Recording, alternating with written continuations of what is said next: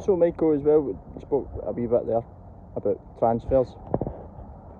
How do you think business so far's went? We're happy with what we've done. To be fair, I think we've added some quality players to the group. Don't get me wrong. There's been a couple that we've missed out on that we were hoping to sign as well. But that's football. We know where we are in terms of the market, what we can pay players, and what other clubs out there are offering players. So we knew it was going to be tough. We tried to get it done as early as we possibly could. We were already speaking to players up before the season finished last year and trying to get guys tied down. But there was areas of the pitch we wanted to, not necessarily strengthen in terms of the first 11, but we certainly wanted to add a lot more depth to the squad.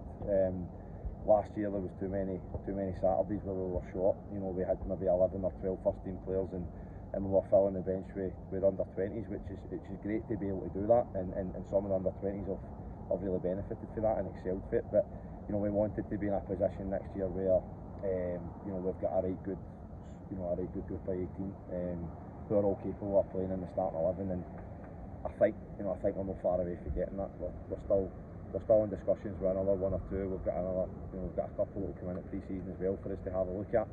But certainly the 4 or 5 that are confirmed just now are 4 or 5 signings that we're really pleased with, and they'll make a big difference to the group. That's obviously as well in terms of the existing squad. You managed to maintain pretty much a full squad, so that also allows you to just focus on that 4 or 5 to bring in to add quality and bring up the numbers, like you say. So happy in terms of keeping all the boys involved still. Also we've only lost players because guys that are effectively retired. Really, we've not.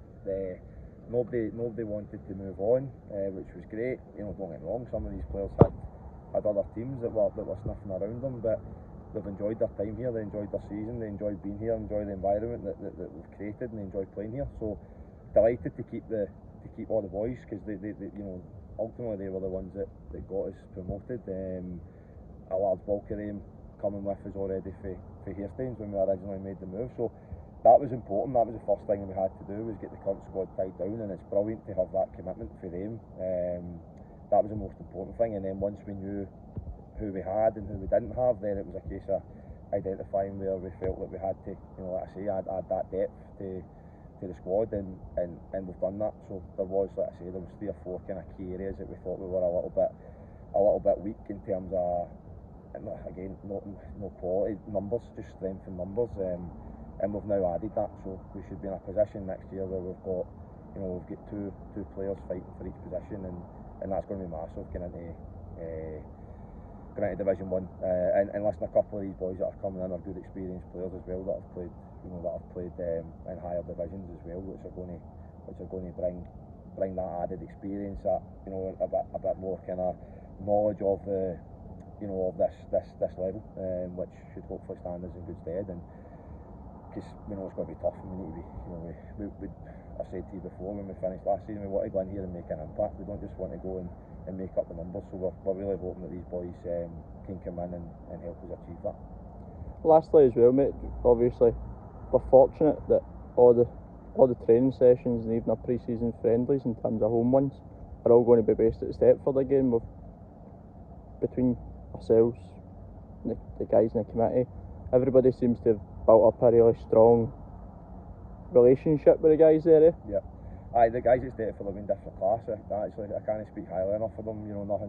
They can't do enough for you, and it's been brilliant. We obviously had been training there since the start of the season, but when we first approached the club about trying to get away for Saracen and having to do a ground share, Stepford made it really easy for us to do that. There was no issue, and they accommodated us really well, and like I said, they can't do enough for you, which is really important. It's just good to be based there. Like you say, we train there, we play there now as well, and the full 6-week pre-season will be based there. So it's good for the players to have that base, and that at the end of the day, that is our home now. And we did well there last year when we made that move. We only lost 1 game, so we're hoping to be able to have similar performance levels when when we start back for the league starting back on the 29th of July.